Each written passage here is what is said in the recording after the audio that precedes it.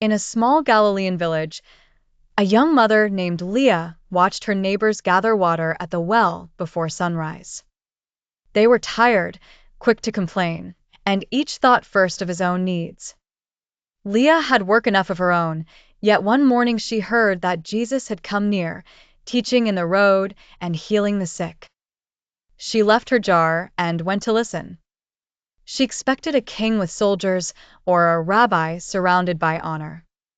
Instead, she saw him kneeling beside a dusty traveler whose feet were wounded from the road.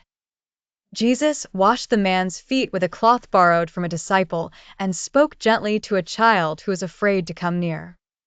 No one had to tell him to make room. He made room for others. No one had to beg him to help. Compassion seemed to rise from his heart like living water. That afternoon, a poor widow named Miriam was turned away from a merchant's table when her coin purse fell and her grain spilled. Leah saw the crowd step around her, but Jesus stopped. He helped gather every little grain into her basket. Then, seeing the tears in her eyes, he said that the great in God's kingdom are those who serve, not those who demand service. He did not speak as men speak from a throne.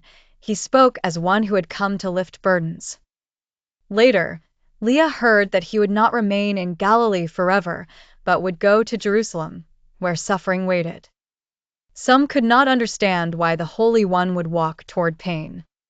Yet Jesus did not shrink back. He knew the hearts of men, their pride, their fear, and their sin. Still, he chose the road of sacrifice, giving himself so that many might be set free. His life was not taken from him as though he were helpless. He offered it as a ransom, out of love. Leah returned home with more than a full water jar. She began to serve her neighbors quietly, carrying bread to the old, mending a torn cloak, and speaking peace where quarrels had started. She no longer longed to be noticed. She had seen that true greatness kneels, that love labors, and that the Lord himself leads by serving. The lesson of the story is this: Christ came not to be served but to serve, and those who follow him must measure greatness by humble love and sacrificial service.